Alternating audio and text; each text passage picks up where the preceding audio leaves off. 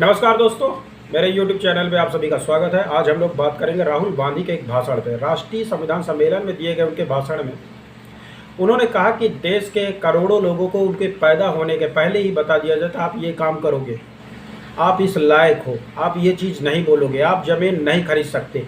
Basically वो इस संबोधन के माध्यम से जो जातिगत अलगाव की बात करना चाहते थे, अगड़ों और पिछड़ों को बांट करके कहीं ना कहीं जो पिछड़ी जातियां थी उनकी सहानुभूति लेकर के इस चुनाव में आगे बढ़ना चाहते हैं। दिलचस्प बात है कि राहुल गांधी अपनी हर एक रैली में जातिगत जनगणना की बात कर रहे हैं, संविधान की प्रति अपने साथ लेके जाते हैं और कहते हैं कि 90% आबादी को उनका वो प्रतिनिधित्व नहीं मिला, उनको वो प्रतिनिधित्व मिलना चाहिए जिसके वो हकदार हैं।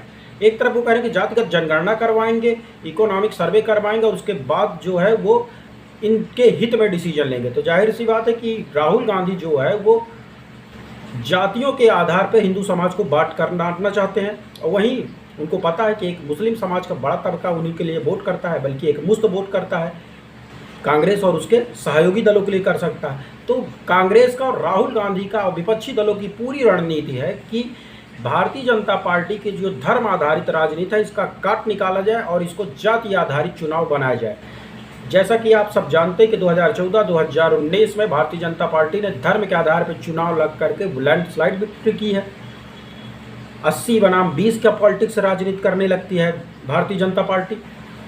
अब इसका काट कांग्रेस और विपक्षी दलों ने निकाला कि जाति आधारित, अगर हम हिंदू समाज को वोटेंगे तो जाति आधारित वोट बैंक के आधार पर हमारी सत्ता की जो पहुंच है, जो चाबी है, वो हमें जातिगत के आधार के वोटों के आधार पर वो चाबी मिल सकती है और ताला खुल सकता है, 70 रूपी ताला खुल सकता है। तो लगातार वो सामाजिक न्याय की बात करेंगे, बड़ी बड़ी बात कर रहे हैं। लेकिन जाहिर सी बात है कि इनकी जो सरकार रही है कांग्रेस की 55 साल, जो इनकी पहले की पूर्ववर्ती सरकार 10 साल इनकी सरकार रही है, पिछड़ों के लिए, SC और ST वर्ग के लिए, अल्पसंख्यकों के लिए इन्होंने कुछ नहीं किया। आज इनको 10 साल विपक्ष में रहने के बाद 2024 में जब चुनाव में ये अप्रासंगिक रूप से अपने अस्तित्व की लड़ाई लड़ रहे हैं, पूरी तरह अप्रासंगिक है, तो पूरा जोर लगा रहे हैं। फेक वीडियो लग रहा है, मिस इन्फॉर्मेशन डाली जा रही है, संविधान बदलने की बात कही जा रही है, आरक्षण हटाने की बात की जा रही है।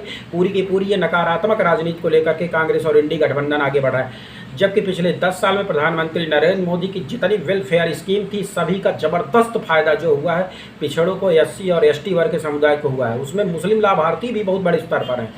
चाहे वो SC ST एक्ट के खिलाफ सुप्रीम कोर्ट के डिसीजन को हटाना भी हो, भारतीय जनता पार्टी की सरकार द्वारा निर्णय लिया गया है। जबकि ये सुप्रीम कोर्ट ने इस चीज़ को गलत कहा था कि बिना जांच पड़ताल के आप गिरफ्तारी नहीं कर सकते।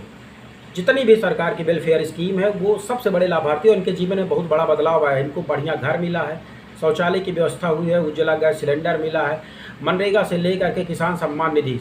पिछड़े वर्गों को मजबूत करने का जो सबसे बड़ा काम किया है वो भारतीय जनता पार्टी ने किया है।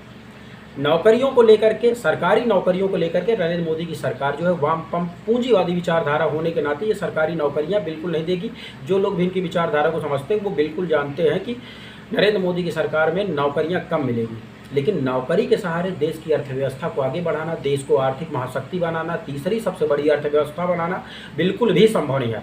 ओवरऑल अगर आर्थिक सुधार करने पड़ेंगे, देश में निजीकरण को बढ़ावा देना पड़ेगा, औद्योगिक गतिविधियों को अगर आगे बढ़ाना है तो पूंजीवादी अर्थव्यवस्था को ही अपनाना पड़ेगा। और पूरी दुनिया पूंजीवादी अर्थव्यवस्था अपना रही है।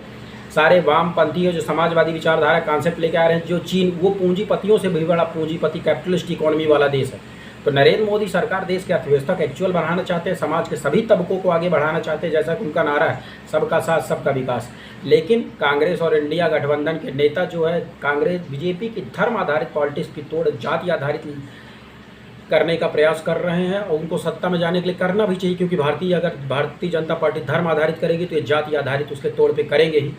लेकिन ये दोनों तरह की रणनीति जो है वो भारतीय समाज के लिए, देश के लिए, देश की एकता अखंडता के लिए, भाईचारे के लिए बहुत ही ज़्यादा खतरनाक है। तो इसलिए सत्ता पक्ष और विपक्ष दोनों को कहीं ना कहीं आत्ममंथन करने की ज़रूरत है कि हम देश को भविष्य किस रूप में देखते हैं, जहाँ लोग एक दूसरे से घृणा करें या सभी लोग आपसी भेद प्रेम से भाईचारे के साथ देश की उन्नति में एक दूसरे के सहभागीदार बने।